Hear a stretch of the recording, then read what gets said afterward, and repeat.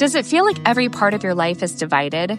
Every scenario, every environment, your church, your school, your work, your friends, left, right, conservative, liberal, religious, secular. It seems you always have to take a side. This is a conversation between a progressive Christian and a conservative atheist who happen to be great friends. Welcome to Living on Common Ground. Do you think if we met today, we would still be friends? I don't know, but we're friends now. A mob is no less a mob because they are with you. Man, so what? We won a few games. And y'all fools think that's something? Man, that ain't nothing, y'all. And you know what else? We ain't nothing either. Yeah, we came together in camp. Cool. But then we're right back here and the world tells us that they don't want us to be together. We fall apart like we ain't a damn bit of nothing, man.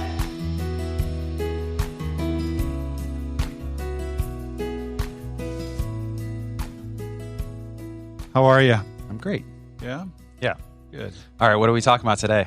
So today I wanted to jump into the topic that you raised in the possible, I forget the name of the document we have working. It's possible areas of disagreement. It's something like that. Yeah. And you wrote, can I quote you? Please do. Okay. At any time. Anytime? Mm-hmm. Yeah. Well, now I feel like I can quote you and I don't even have to worry about whether or not it's something you actually said. Fine with me. I'm just going to say, do you remember the time Lucas said this? All right. So here's what you wrote. Finding yourself is a lie perpetrated by our consumerist and then parenthetical, not capitalist culture. Yep. All right. So in most of these in several of the bullet points, I have a comment that I respond, right? Either agreement or a couple times I'm like, I totally agree, which probably disappointed Which is you. a failure on my part. Yeah. But a couple times I have tell me more. And the reason I wrote tell me more is because I'm not even sure what to respond. Okay. And so one of this particular statement of yours is one that I began with simply tell me more. Mm-hmm. All right. So tell me more. What do you mean? What are you saying? Are you saying that the whole concept of finding yourself is like just a fallacy? Yes. I think what we understand as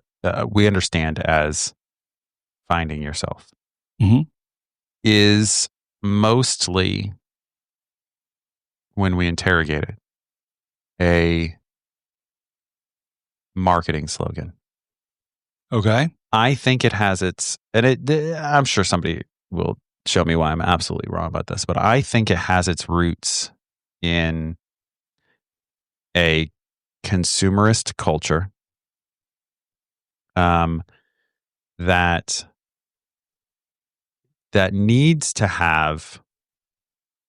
to reduce individuals to different particular identities, maybe as we've called it before, into avatars. Sure. And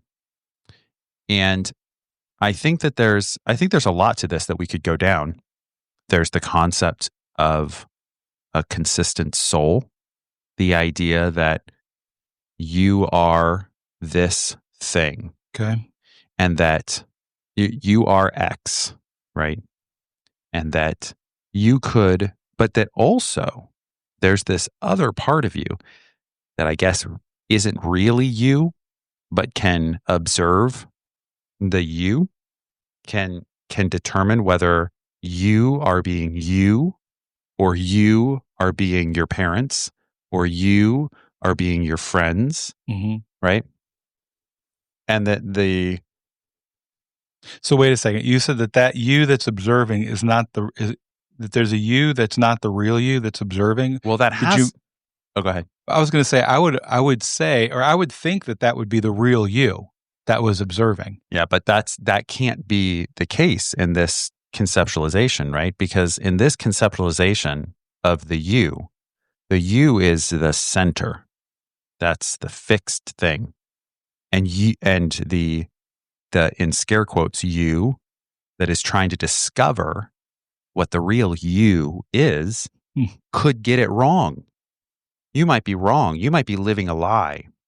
You, for instance, might be going to medical school because that's what your parents want you to do. And so you believe that's what you're supposed to do, but that's not really you. What you are is a poet. I'm being obviously extremely dismissive right now, but I'm kind of doing it on purpose, right? Because this is the world that I grew up in. And I don't mean my grandparents or my family, although they were, this is, a boy's world is small, right? I mean, this was the conceptualization of the self that I observed being delivered to me through all of the popular culture. That there was some true essence of me that I, again, in scare quotes, could get wrong. I might be wrong about that. And that I would know I was wrong because I wouldn't be truly, fill in the blank, happy, satisfied, content, fulfilled. So my contention is a couple of things. That is a big statement that I made there. There's a few sections to it. Number one, I don't know this concept. I don't understand anymore this concept of the true self. Okay, there's one. Number two, I think that concept is most promulgated and supported by the consumerist aspect of our culture. Okay, which again, and Daryl Cooper's done a much better job than I of fleshing that out and how our consumerist culture creates avatars that we identify with, and that it's an ever exponentially increasing rate of new avatars for you to identify with. In fact, it would be perfect for you to identify with an avatar in the moment that you look at, for instance, a website to purchase something. And then as soon as you've purchased it, to immediately get rid of that identification and identify with something else that you could purchase, right, to maintain that identity. So that's the second thing. The third thing is my contention, because, and the reason I threw this in there is because I have plenty of friends who I could hear their voice immediately being like, yeah, see, that's the problem with capitalism. We just need to get rid of capitalism. See, it's late stage capitalism, right? There would be comments about how that's because we have this terrible, greedy economic system called capitalism. And my contention is no, that's not fundamental to capitalism. That is an offshoot of capitalism, sure, that I would call consumerism. But my contention is that you could conceivably find that a similar analogous culture that would drive this ever increasing search for the you in different economic systems as well. That it's not simply the private ownership of property that causes this. It's a particular brand that we find ourselves in that frankly caused, some 19th century, late 19th century and then early 20th century thinkers to say things like, this is what jingoism was. This is kind of behind the whole jingoism, where they would say, look, a culture left too free to its own devices becomes decadent and is just a whole, population of these individuals just seeking greater and greater fulfillment and pleasure and Aldous individualism, Huxley. right? Yeah, Aldous Huxley. But it's exemplified in people like Teddy Roosevelt, who was he was a poster child for, jingoism, right? Mm. And for anybody who doesn't know what jingoism is, it's just a word that means it's like wartime adventurism, right? It's like like wanting war. Right. His whole Rough Riders, we need to have a thing so that I can make my name. So I can make my name. Yes, that is part of it. But also one of the philosophies underlying it was societies need war. And the reason that they said this is societies go through these cycles where they become decadent and corrupt, and you need war to burn away all of that and get the society focused on what matters. Family, service to one another, community. This is their idea. So I don't go down that road. I would like to avoid war at all times in all places. However, I do think that, there's a lot of people that came at this concept from different angles and had different solutions for it. So there's my long-winded answer to that's what I meant. Okay. So a couple of things. One is the issue with the idea of finding, or is the issue with the idea of self? Oh, both. Both? Yeah, I have issue with both. Okay. And I think that's because I'm a child of the 90s. And being a child of the 90s meant, who are you? And how are you going to find that out unless you move to New York and cut your hair and join the, the department in your college that your mom and dad don't want you to, and tell your mom and dad, I'm not going to live under your, tyrannical authority. You can't tell me who I am. I am a wonderful, beautiful singing flower, and I was meant to write poetry. It's dripping with sarcasm. Yes, disdain. It is. Yeah. And disdain, yes. But I'm not kidding. That is the plot of many. Did you ever watch shows. Wednesday?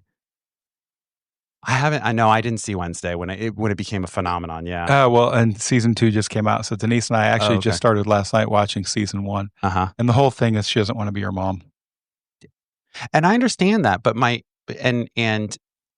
it might be universal that a teenager needs to first say, "I'm not my parents." I do get that. Although again, I wonder if we accept that as a truism because we live in the particular culture we are in. And if we were in a culture that was where you could assume that your life, that your grandchildren, as an 18-year-old, that your grandchildren's life would look fundamentally the same as your grandparents' life, if we would still have these assumptions. Maybe we would. Sure. Well, okay. So here's the thing too. And I wrote this down as you were talking, and I was really proud of the pun. Maybe it's not something that's a lie perpetrated by our consumerist, not capitalist culture, but maybe it's something that is being capitalized on in our consumerist culture. How so? Okay. So you mean it's a real thing, but I'm saying it's a real thing, but what happens is we use it as because I think you said a marketing slogan. Yeah. Okay. So I think that what makes it an effective marketing slogan is that there's some truth in it, right? And so what I'm saying is there is some truth to the fact that we don't really know who we are. And it's because of all of these things around us, all of these different avatars, like you should be this, you should be that, you should be this, you should be that. And so what happens is we say, well, you can find your true self if you and then we identify with the really cool looking guy sitting there smoking a cigar and drinking a bourbon or whatever, right? And so then for a while I'll think to myself, and maybe I'm in that stage right now where I'm that guy, right? Harrison Ford, but I drive a Jeep. Have you seen that commercial? Oh, you're missing out on some great commercials, Lucas. You need to watch more television. Yeah. So there's this commercial where he's like, but my last name's Ford. And he whispers that, but it's this whole lifestyle and it shows him drive. I did notice this too. Yeah. Like car I think car commercials are a great example of what you're talking about. Mm-hmm. But I'm saying what they're doing is they're cashing in on the truth that there is such thing as self. And what they're doing is they're using that then in order to, yes, we are capitalists, but more so we are consumerists to this point, right? We are consumerists. There's no doubt about it. Mm-hmm. But what we're doing in advertising and marketing is we're capitalizing on it. So again, the car commercial thing. When's the last time you saw a car commercial that actually told you about the car and not about how cool you would be or what? And it's so if you are X, Y, and Z, you're going to drive a Jeep, or you're going to drive a Saab, or you're going to drive a Mercedes. The Mercedes ones I always find really interesting too, because there's this usually very cool, or somebody that we associate as being a cool actor, like Matthew McConaughey, right? He's got that really cool Southern drawl, and he's and like while he's driving his Mercedes, and all we know is that apparently Matthew McConaughey is cool and he drives a Mercedes, and so if you want to be cool like Matthew McConaughey, you'll drive a Mercedes too. All right, it doesn't mean that there isn't a self, though. How would we know? Well, I'm glad you asked. So I did happen to look up Jungian psychology, right? Because when I was reading that, I was like, all right, I need to freshen up on Carl Jung, because he's, in my mind, one of the preeminent persons to deal with this idea of self, right? So within that philosophical school, the idea of finding yourself, according to what I was able to find, refers to the process of individuation, which is the lifelong journey of integrating the conscious and unconscious aspects of the psyche to become a whole, authentic individual. And so what I'm saying is that the consumer side is only working on the conscious side, but there is this unconscious side that we need to spend a little time with. It involves confronting and understanding one's shadow. Remember the whole idea of shadow self, right? Persona and other hidden aspects of the self, ultimately leading to greater self-awareness, personal fulfillment, and a more meaningful life, which, again, we even disagree on whether or not life needs to have some sort of greater meaning. I think that we disagree on that. I don't remember anymore. Well, I don't disagree that there is a sense within humans that there is something that we would call a self. You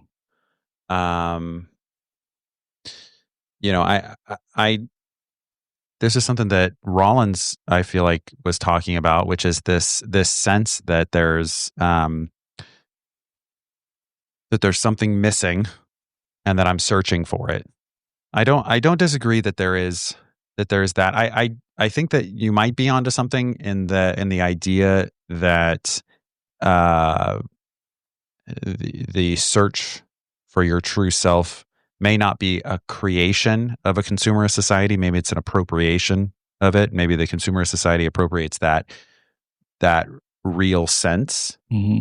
But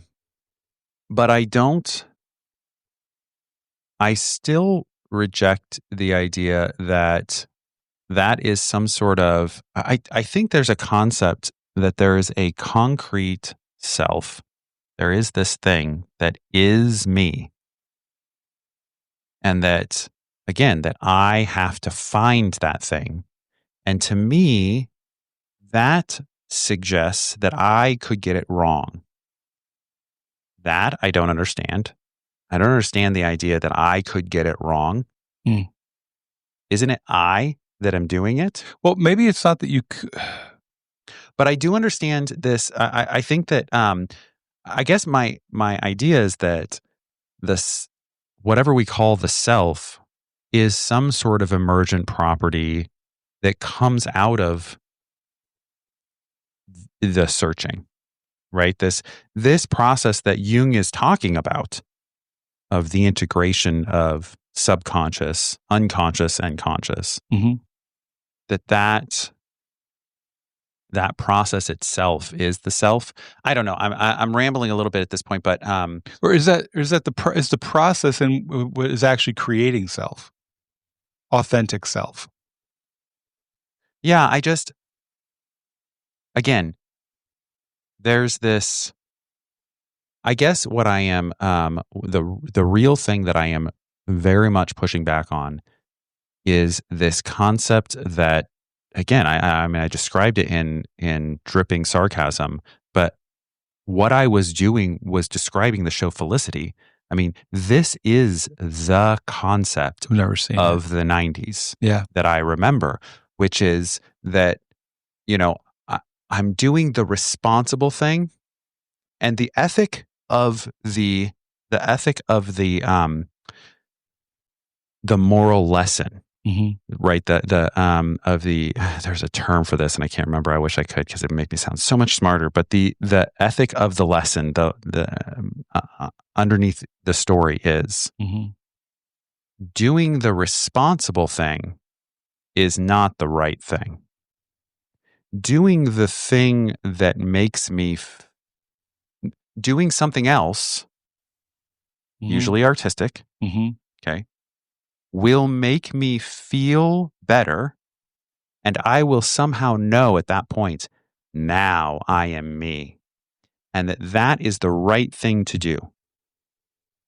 Being a banker, pretty boring, and also nobody wants to be a banker.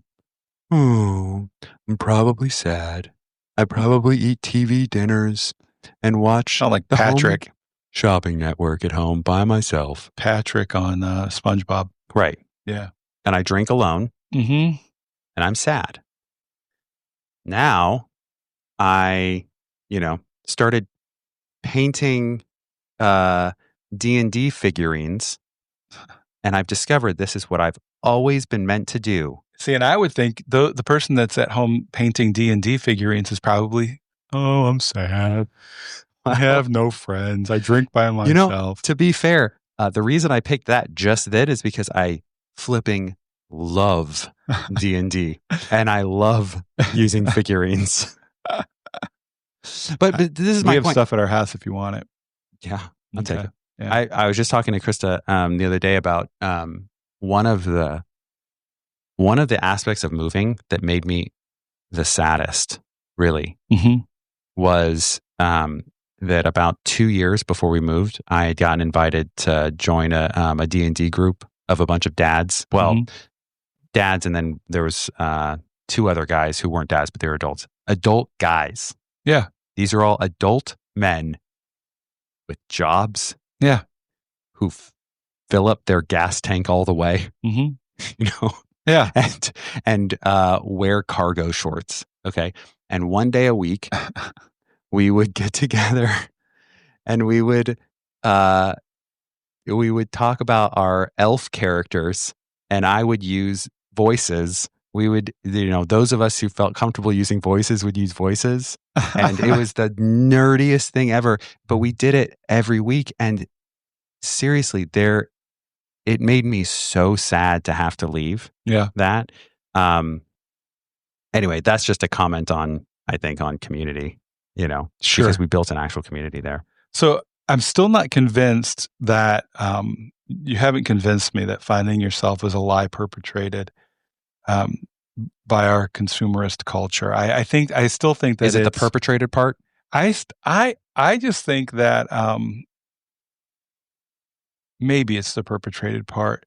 I think it's capitalized on by our consumerist culture, because I still do think that there is such thing as a true self.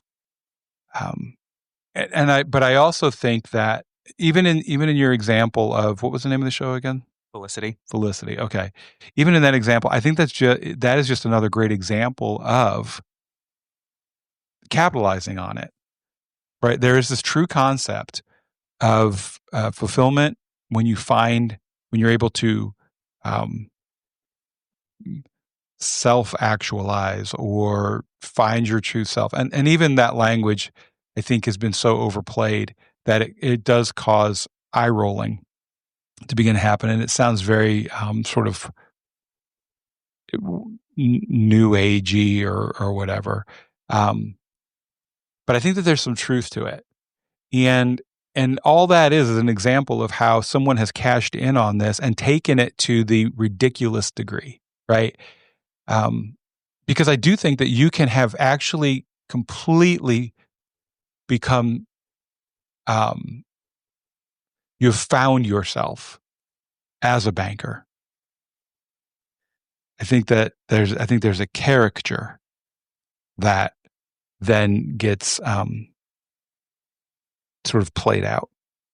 And that might be what I'm hearing you push against, is actually the characterization of it and the commercialization of it, but not that means it doesn't exist. Okay, so I'll try to be vulnerable here. I think that if I'm honest with myself, there is it would take probably a 3-hour biography of myself to lead up with the correct context to explain what I'm about to explain, but I'm just going to tell you instead. I think that, I have this conceptualization that it's good or that it's fine. There's nothing wrong with just having a job. Mm-hmm. Just having a job that supports your family and isn't your passion. It wasn't your dream. It's not what you love, but it's fine. You're not miserable. Everyone has aspects of their job that they don't like, but you just do it. I'm not talking about being miserable, but it's not, it wasn't your goal. It wasn't, well, maybe it was your goal, but it wasn't your passion, And I do think, if I'm honest with myself, that probably there's an aspect of that, or probably the biggest aspect of the reason I have that conceptualization or that idea, is because my formative adolescent years were this contrast between the chaos of, my mom's world and my dad abandoning, and the kind of what I considered at the time, the square, stodgy, boring, consistent world of my grandparents. My grandpa, my grandpa has you could describe his job or his career as being cool. He was a chemist, rocket chemist for Aerojet, right? Mm-hmm. I now would say he worked for a weapons manufacturer, but that's cool. I could say that's cool, but that was never his. He was just, it turned out he was just very, very good at math, and he worked his way into there without a degree or whatever, but he was just trying to make sure his family didn't starve. And my grandma too. She was head legal analyst for internal affairs for the Department of Justice in California. They called her the Dragon Lady because she was the one who decided who they brought action against inside the Department of Justice for California. That's a cool job. But that was later in life. She just was trying to make sure her kids didn't starve and that her grandkids had a roof, Yeah. There's this scene from that 70s show that I love. And Krista and I always talk about it, where, Kitty and Red are the main parents there. And then there's the neighbors that they have. And the neighbor is Bob, who in the show is supposed to be, he's like a business owner. He's wealthy. And his wife is portrayed as she's a stay-at-home mom, but she's portrayed as kind of being kind of ditzy also. But then she goes through kind of because it's that 70s show, she goes through kind of this time period where she wants to have women's liberation, right? This is the idea. That's the plot device. So she's sitting with Kitty and they're talking, and she says, "Kitty, how did you get Red to let you go to work?" Because Kitty works. "How did you get Red to let you go to work?" And Kitty goes, well, in that kitty way is fantastic. She goes, well, one day we were sitting at the kitchen table and we went, we can't pay our mortgage. And that's it. There's no ideology. It's just, we're just trying to keep our kids alive. Okay. But okay, so that's a long-winded way of saying, if I'm being honest with myself, that's probably an identification that I'm having with my grandparents, once I became kind of a young adult in the rejection of, or kind of picking one side. Okay. Couple notes. One is, I think that what has been co-opted by the consumerist portion of our society is that finding yourself equals happiness. Yes. Okay. I think that's a misconception. Okay.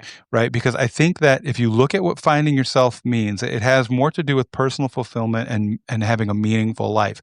That doesn't mean happy. Mm-hmm. All right. I think happiness is something that you can have within that.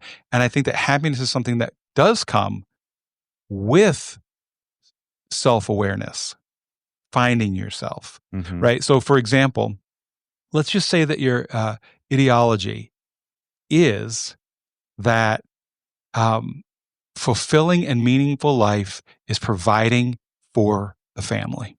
Mm-hmm. Then all of a sudden, as you provide for family and you realize that that's meaningful and that's fulfilling, then all of a sudden you can actually find joy in that. Yeah. Right. And so I think that what's happening is that the consumerist society, however you want to word it, is actually doing us a disfavor by taking this truth of being able to self-actualize, find self, and has commercialized it in such a way that now it means to be happy, right? And so I can run off and I can be artsy, fartsy, whatever I want to be, right? And all anyone ever wants to be is that. Right. And I think therein lies the problem. I can remember being told when I was younger, and again, you talk about the 70s show, I watched it, but I lived it, right? Right, right. My neighbor, what was, it was Red and what was her name? Kitty. Kitty. Yeah. My neighbor, her name was Cookie. Right. I mean, it's a 70s thing, right? Yeah. Yeah. And so, yeah, very much some of the moms stayed at home. Most of the moms stayed at home and all that kind of stuff. All right. But I can remember in the 80s being told that if you can find something that you love, you'll never work a day in your life. That's right. Right. Yep. But this is what my experience has been, is that if you take a hobby and you decide that you're going to try to monetize it and live off of it, mm-hmm. it becomes work. Mm-hmm. And the moment it becomes work, it becomes drudgery. Mm. And it's no longer fun. Mm-hmm. The actual joy comes from the fact that I don't depend on it mm-hmm. for my living. And so in order for me then to be able to self-actualize, find myself, I had to realize maybe that not everything is run off to New York City or LA or wherever and then become this thing. But it's that part of it is that there are going to be hobbies that I'm going to have a lot of joy in. But part of life is being able to fill a role for the people that I love and that I'm connected to. And so maybe part of it is I'm going to be a financial advisor for people. And then on the weekends or some nights during the week, I'm going to paint D&D figures. Mm-hmm. And that's going to be something that really brings me joy. Mm-hmm. And when I realize that those are the things that make me happy, and it's not that I enjoy, getting up and going to an office every day, but I enjoy knowing that my kids are going to have something to eat. I find that fulfilling. Mm-hmm. That my family is going to have a roof over their head. That's important to me.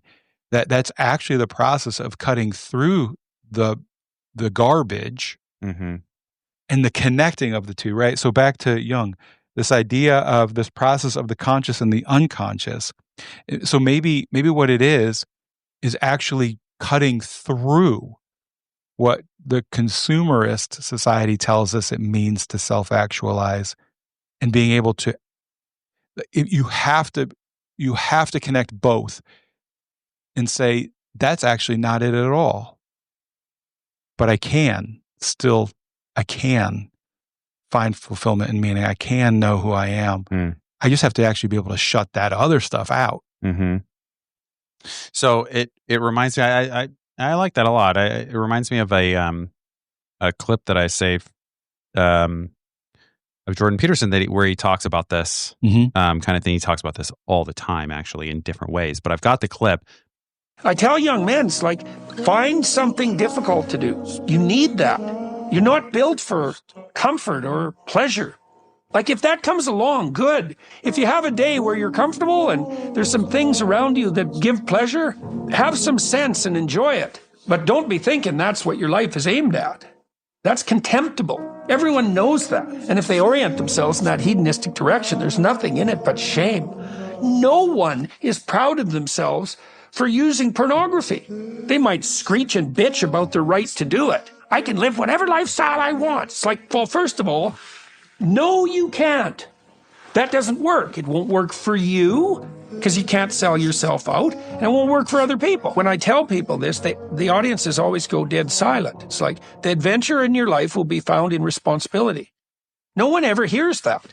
We haven't told young people that for like 60 years. You pick up the cross and shoulder it uphill because that's where all the meaning in your life will be derived from. It's in the difficulty. It's in the responsibility. It's not in the hedonistic self-gratification. People just get what they want all the time, immediately. It's not like that ennobles their character. Like, obviously not. Your character is made noble by sacrifice, by the delay of gratification. That's all associated with maturity.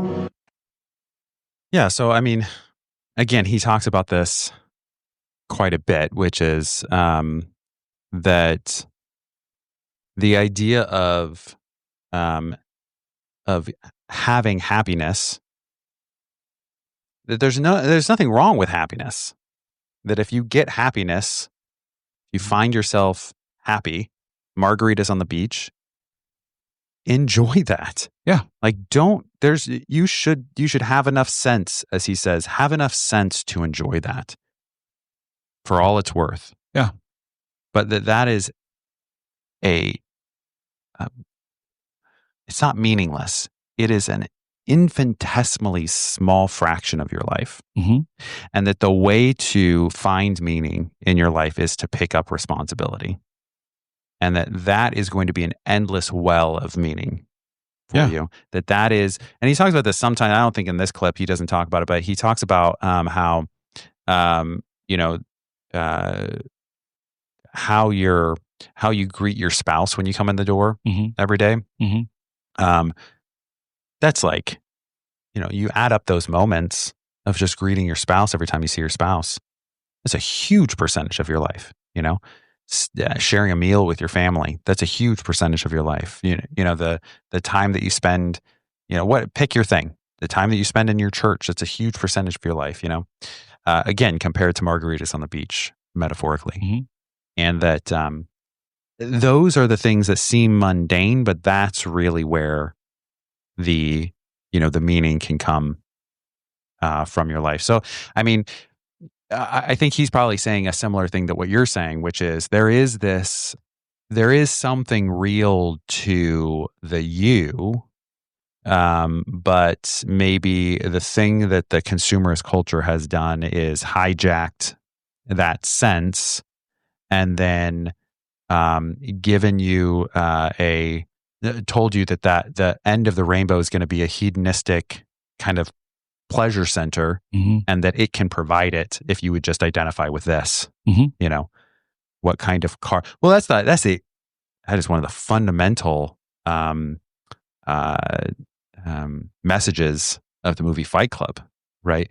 I sat there looking at the great movie, at the catalog and wondering what coffee table defines me as an individual. Mhm. I'm sure I'm saying it wrong. Maybe he said refrigerator or whatever, but that's what, he's talking about our consumerist culture giving us our identity through the things that it can sell us, And again, I just want to say again, I will defend to my last breath that is not inherent to capitalism. That is consumerism. And by the way, I don't think that consumerism itself is only negative. I think that our consumerist culture provides an enormous amount of benefit as well.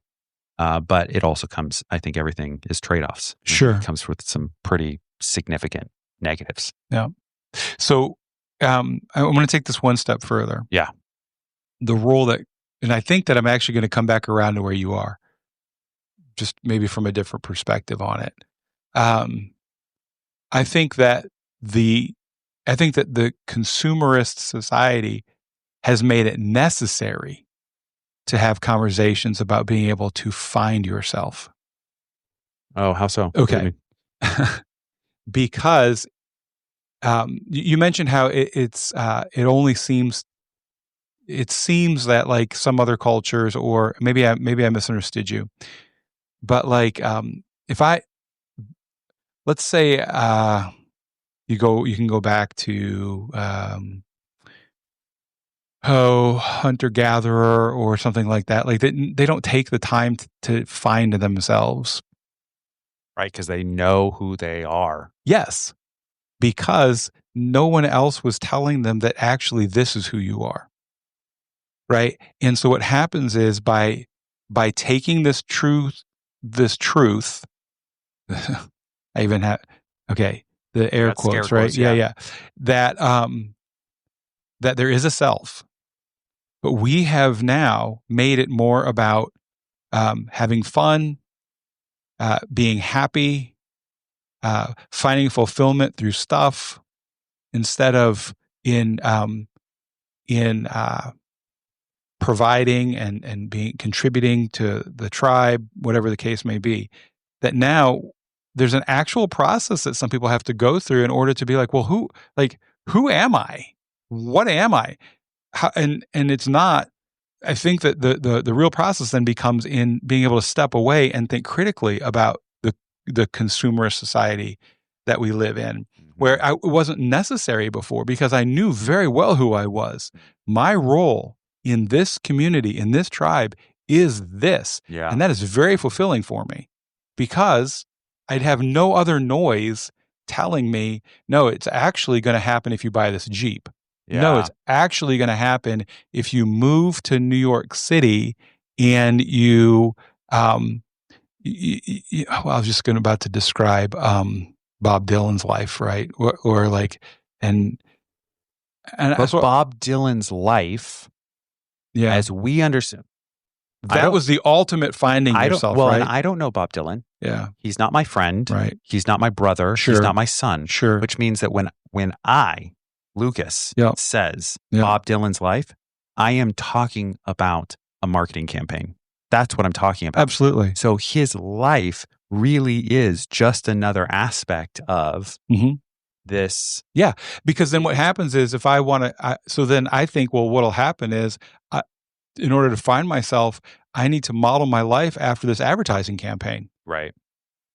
And so what I'm saying is that I wouldn't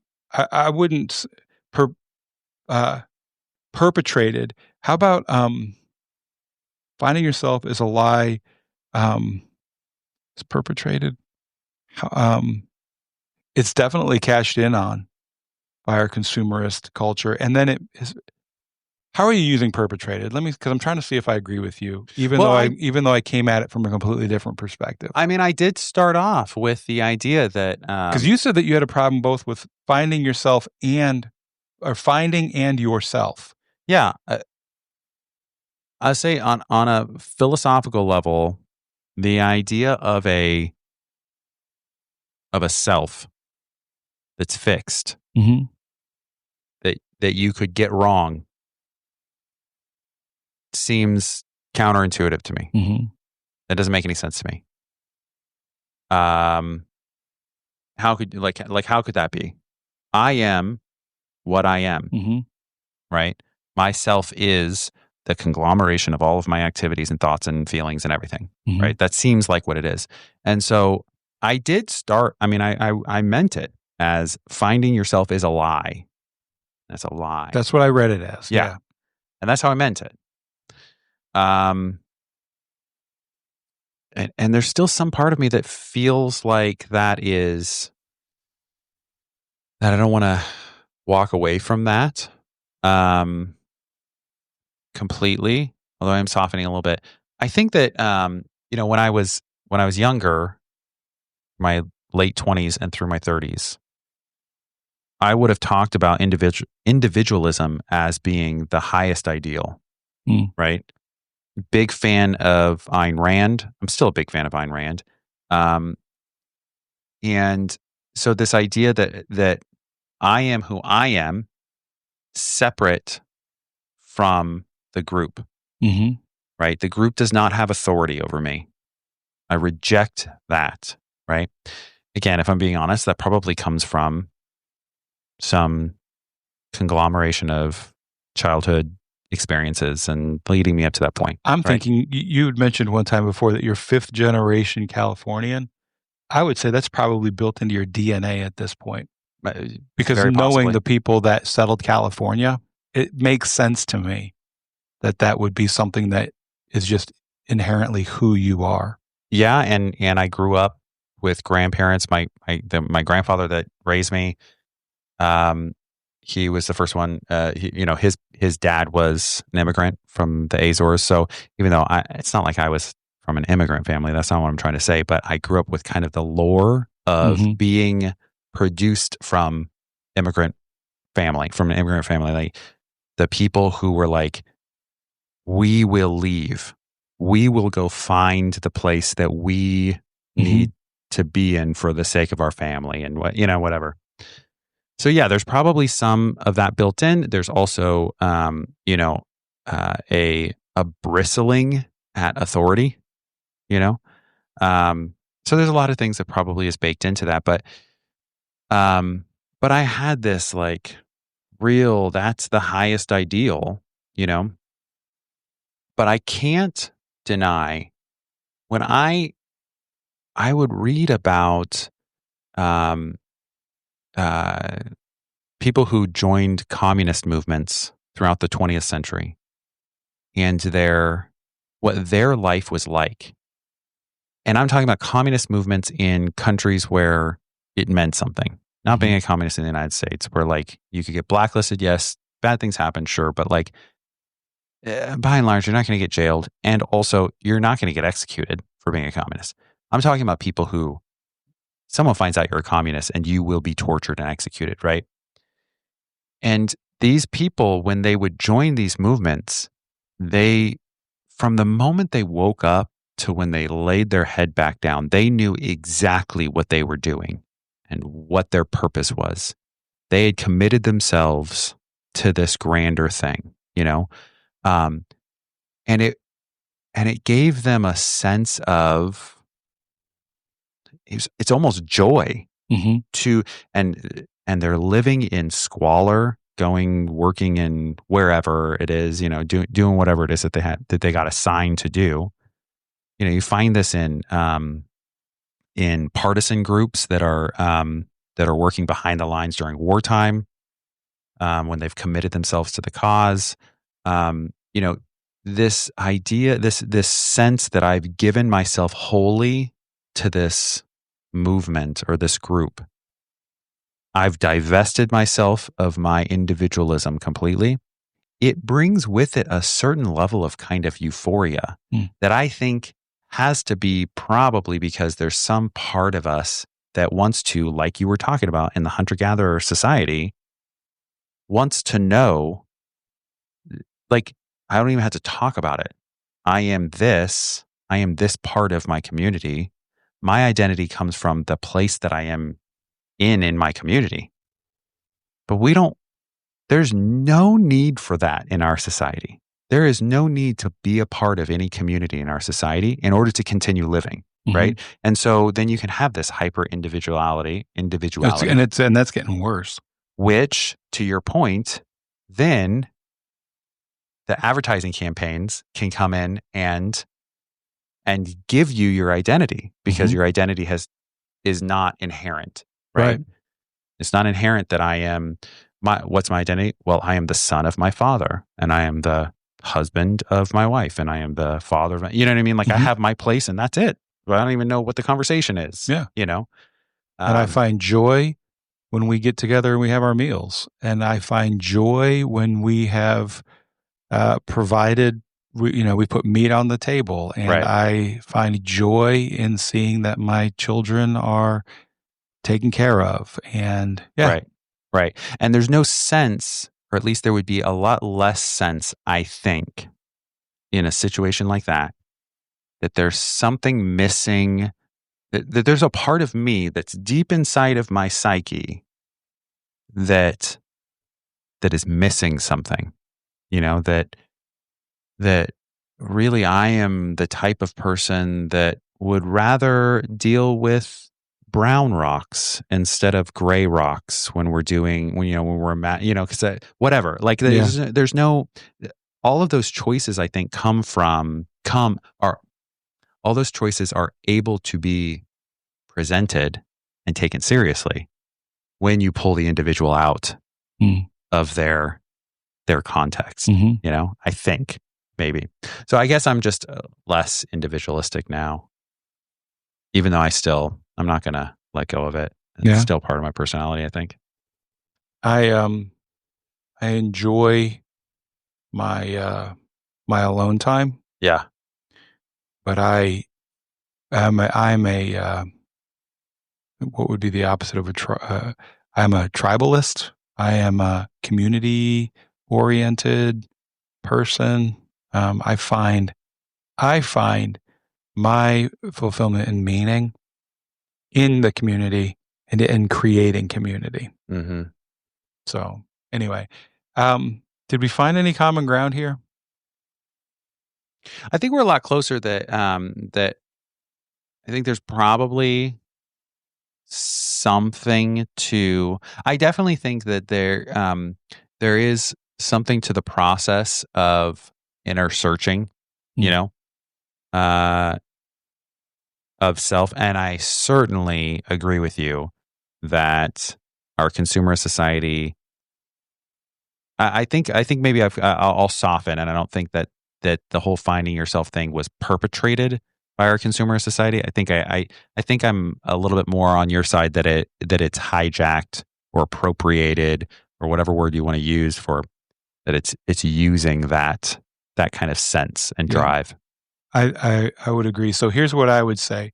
I think that the finding portion of it is the result of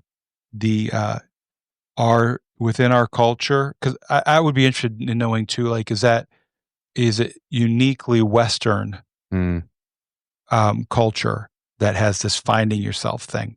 And so I would say that as individualism has expanded, the idea of finding has become a thing. And then I think that that consumerism is cashing in on it. Yeah. So it would be an interesting exploration to look at, I would say in particular Roman society, because I think that Roman society has a lot of analogies to our current society. I know I'm not unique in saying that, but I think that is interesting. However, I wonder if it does have something to do with our kind of unique blend of being Enlightenment plus industrialized, and the opportunities for consumerism from there. I don't know, because there was a lot of industrial production during during most of the Roman Empire. Stuff that surprised me when I found out about it, like mines and, again, things that seemed kind of Henry Ford production line type production of like pottery and stuff, But anyway, that would be interesting. Good topic. Yep. Thank you for listening to Living on Common Ground. Please follow wherever you listen to your podcasts and share it with your friends. You can also find a link to our social in the description. The more people we have living on common ground, the better the world will be.